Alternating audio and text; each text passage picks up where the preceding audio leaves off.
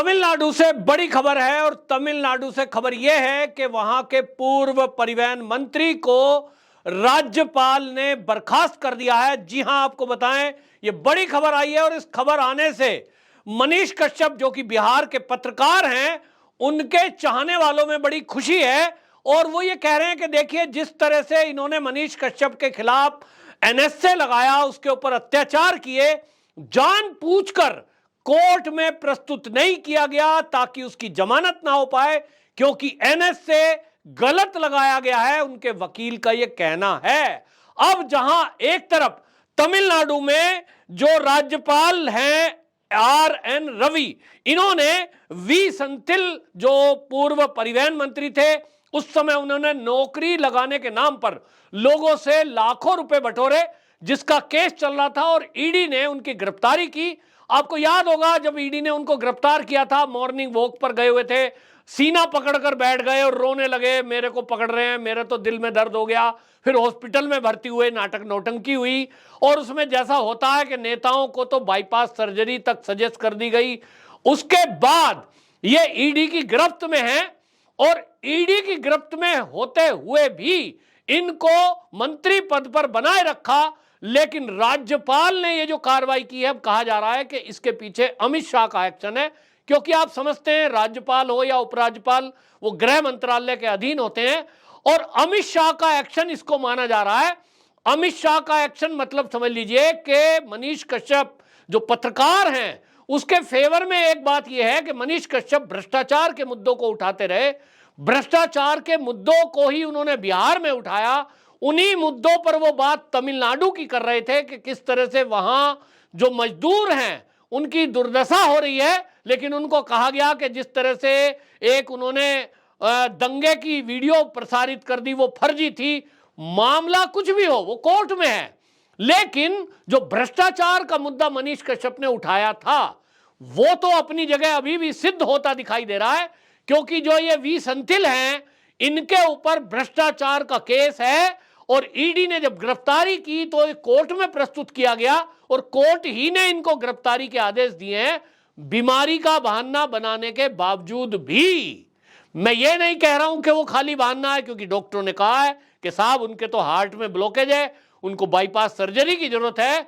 लेकिन यहां देखने वाली बात यह है कि मनीष कश्यप ने जो दो राज्यों की सवाल उठाया था और उन्होंने किस तरह से मिलकर के मनीष कश्यप को लंबे समय तक जेल में रखा जाए, यानी पत्रकारों की आवाज को दबाया जाए, यह षड्यंत्र रचा। अब यह कहा जा रहा है कि साहब बेतिया कोर्ट में इसको लाया जाना था, लाया नहीं गया, बहाना बना दिया और यह कह दिया गया साहब हमारे पास टाइम नहीं है। तो आपको बताएं, जो मनीष कश्यप के चाहने वाले हैं बड़ी संख्या में, उसके फेवर में, उनके समर्थन में वो आने वाले हैं। और अब तो यह माना जा रहा है कि जब मनीष कश्यप अब बिहार आएगा, तब तक क्या बिहार की सरकार गिर जाएगी या उसके बाद गिरने का माहौल तैयार होगा। इसी बात से ये जो जेडीयू आरजेडी गठबंधन है, घबराया हुआ है कि अगर बिहार में मनीष कश्यप आ गया तो उसके समर्थक सड़कों पे उतरेंगे और वहां जो उनके खिलाफ माहौल बनेगा, कहीं ना कहीं जनता में आक्रोश जो है वो उजागर हो जाएगा। इसी से नीतीश बाबू घबराए हुए हैं और तेजस्वी यादव घबराए हुए हैं। लेकिन अब यह सरकार जाने वाली है। याद होगा कि जब विपक्षी पार्टियों की पटना में बैठक थी, उसमें ये जो तमिलनाडु का स्टैलिन आ रहा था मुख्यमंत्री, सब बिहार के लोग ट्रेंड चला रहे थे कि गो बैक गो बैक, और वो ट्रेंड चला था। ये घबरा गए थे कि कहीं ऐसा ना हो कि सड़कों पे जनता उतर जाए और इनका अपमान हो जाए। यानी जनता ने तो दिखा दिया है कि ऐसे व्यक्ति को लालू प्रसाद यादव फैमिली क्यों बुला रही है जो मनीष कश्यप के ऊपर एनएसए लगाने वाला है। तो कुल मिलाकर एक एक्शन हुआ है और इस एक्शन से जनता बड़ी खुश है। अमित शाह को धन्यवाद कर रहे हैं, कम से कम एक उनके आत्मा को यह तसल्ली पहुंची है कि जिन्होंने मनीष कश्यप पर एनएसए लगाया और उसके ऊपर अत्याचार करे, अब वो भी जेल में जा रहे हैं और उनका भी मंत्रिमंडल छिन रहा है। उसमें अब आपको बता दूं, अगले आने वाले कुछ दिनों में अमित शाह का एक्शन बिहार में भी दिखाई देगा। बिहार में भी ये लालू प्रसाद यादव का पूरा परिवार आपको जेल की सलाखों के पीछे जाता दिखाई देगा। मेरे सूत्रों के हवाले से मुझे जो खबर लगी है कि जहां एक तरफ तमिलनाडु के इन मंत्री को ईडी ने गिरफ्तार कर लिया है और इनका मंत्री पद भी चला गया है, अब अगला एक्शन अमित शाह का बिहार में होने जा रहा है। बिहार में लालू प्रसाद यादव का जो परिवार है, इनके ऊपर नौकरी के बदले जमीन लेने का जो आरोप लगा और सीबीआई ने उसमें जांच की, अभी तक ये सब लोग उससे बचे हुए हैं, लेकिन अब अमित शाह इस मामले में एक्शन लेने वाले हैं। एजेंसियों को आदेश दे दिया गया है कि इसमें तत्काल एक्शन लिया जाए और जिस दिन ये एजेंसियां अब एक्शन लेंगी तो इसमें तेजस्वी यादव सबसे पहले जेल में जाएंगे, लालू प्रसाद यादव जेल में जाएंगे, राबड़ी देवी जेल में जानी है और मीसा भी जेल में जानी है। यानी मनीष कश्यप को जो लोग ये भी सवाल उठा रहे थे, साहब मनीष कश्यप एक अच्छा पत्रकार है, उसने देखिए पुल की बात की थी, वो पुल देखिए गिर गया, एक बार तो हवा में गिर गया, अब की बार पानी में बह गया, तो मनीष कश्यप तो सच बोल रहा था।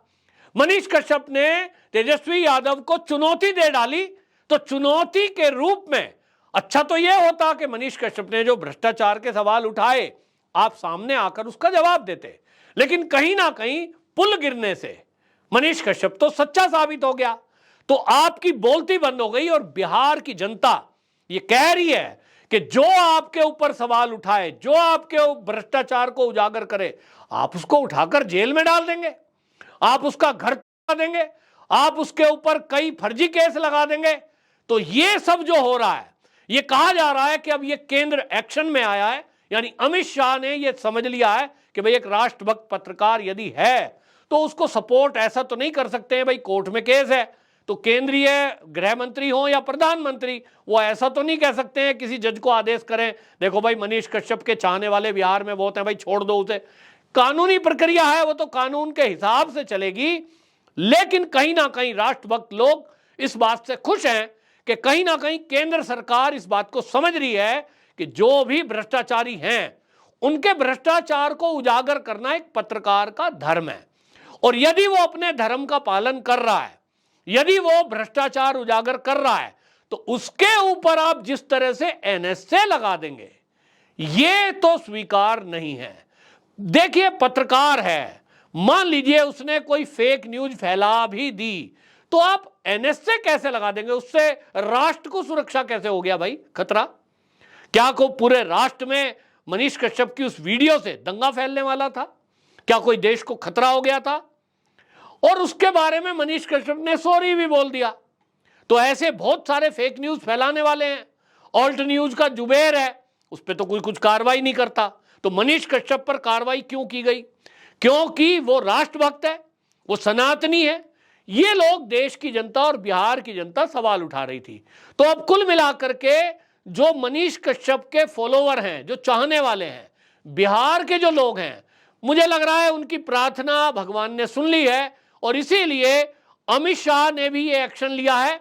बिहार में भी एक्शन होने जा रहा है और जैसा मनीष कश्यप ने घोषणा की थी कि 3 महीने में बिहार की सरकार गिरा दूंगा, वो गिरा दूंगा मतलब उनके हाथ में थोड़ा ही है, गरीब आदमी बेचारा, लेकिन उनका कहना यह था कि बिहार के जो भ्रष्टाचार है उनको उजागर करूंगा। अभी हाल ही में आप देखिए बिहार में जो भर्ती होने वाली है उस शिक्षक भर्ती में भी ड्रामेबाजी हो रही है। कहा जा रहा है कि डोमिसाइल सर्टिफिकेट है उसमें हमने छूट कर दी है, कभी कहते हैं कि साहब साइंस की सीटें खाली रह जाती हैं। जो शिक्षा मंत्री रामचरितमानस पर गालियां दे रहा है, अब बिहार के जो बच्चे हैं वो उस पर सवाल उठा रहे हैं कि किस तरह से भर्ती को लेकर परेशान किया जा रहा है। कुल मिलाकर के बिहार की सरकार भी अगले कुछ दिनों में गिरने वाली है। ये मैं इसलिए कह रहा हूं क्योंकि अब जमीन, नौकरी के बदले जमीन वाले घोटाले में भी ये परिवार जेल में जाएगा और अगर ये जेल में गए तो समझिए सरकार तो गिरनी है। वंदे मातरम।